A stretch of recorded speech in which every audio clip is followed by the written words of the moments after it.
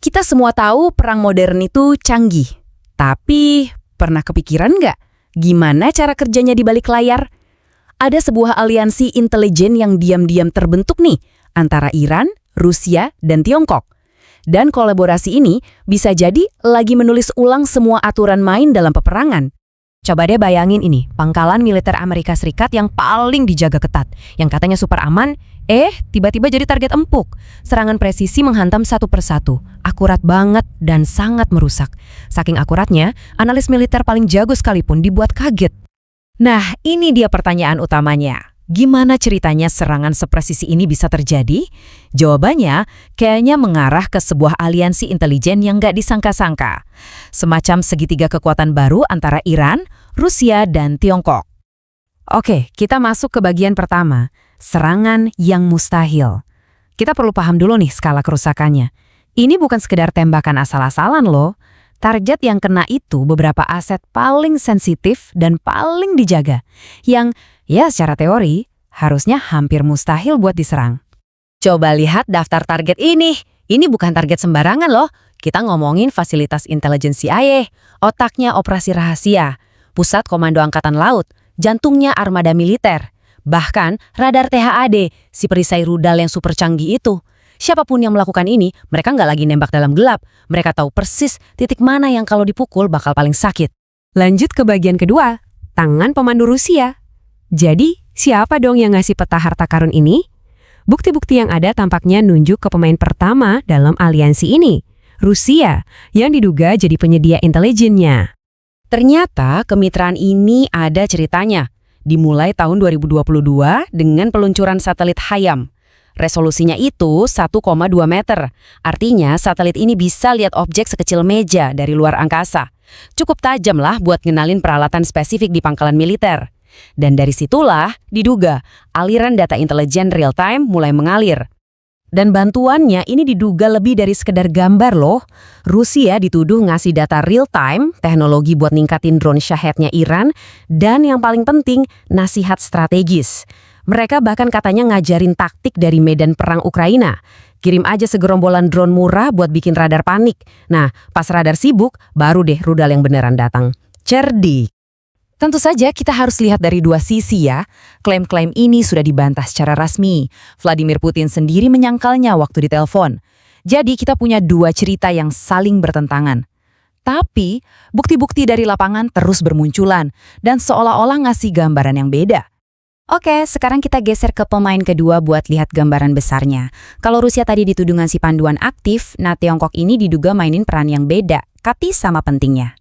Nah, disinilah bedanya. Tiongkok diduga pakai jaringan satelit komersialnya kayak Jilin 1. Karena statusnya komersial, ya secara teknis datanya bisa diakses siapa aja yang bayar. Jaringan ini punya puluhan satelit, artinya mereka bisa ngawasin satu titik di bumi hampir tanpa henti. Udah kayak CCTV raksasa di langit. Dan coba lihat deh, betapa detail informasinya. Bukan cuma, di sana ada pangkalan. Mereka bisa tahu lokasi jet tempur siluman F-22, pergerakan kapal induk, sampai posisi presisi sistem pertahanan Patriot. Bahkan hal sekecil kapan amunisi dimuat pun bisa kelihatan. Ini kayak dapat bocoran buku manual operasional musuh. Dan semua itu dari citra satelit yang tersedia untuk umum. Nah, sekarang ayo kita sambungin titik-titiknya. Apa yang terjadi kalau intelligence militer aktif dari satu negara digabung sama pengawasan komersial tanpa henti dari negara lain? Rusia diduga nyediain apa dan bagaimana cara nyerangnya, data target dan taktiknya. Sementara Tiongkok nyediain di mana dan kapan. Pemetaan terus-menerus buat nemuin momen yang pas dan titik terlemah. Keduanya saling melengkapi dan jadilah sebuah sinergi yang mematikan. Hasil dari gabungan intelligence ini, sebuah kesimpulan strategis yang jelas banget. Target paling efektif buat dilumpuhkan itu adalah mata dan telinganya militer AS, yaitu sistem radarnya. Saya suka banget analogi ini karena ngejelasin kelemahannya dengan gamblang. Supaya bisa berfungsi, radar itu kan harus mancarin sinyal yang kuat. Nah, sinyal atau teriakan itulah yang justru bikin dia jadi kayak suara yang gampang banget dideteksi dan dijadiin target sama musuh. Kalau radarnya lumpuh, itu sama aja kayak bikin lawan buta sebelum pertarungan dimulai. Dan dampaknya nyata banget.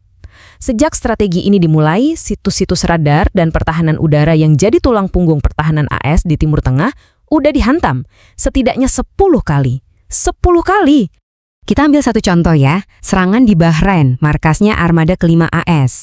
Serangan itu ngancurin 2 kali radomo besar, itu loh kubah putih yang ngelindingin antena radar, plus 1 gudang utama. Dan ironisnya apa?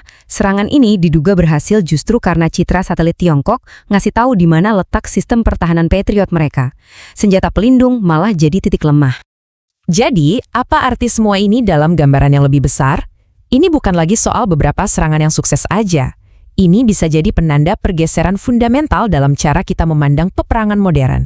Nah, ini membawa kita ke satu konsep kunci, peperangan asimetris.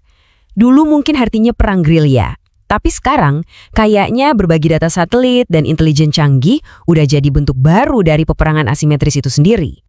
Dan inilah intinya, kemitraan semacam ini memungkinkan sebuah negara buat nantang kekuatan militer yang jauh lebih superior, tanpa harus berhadapan langsung di medan perang.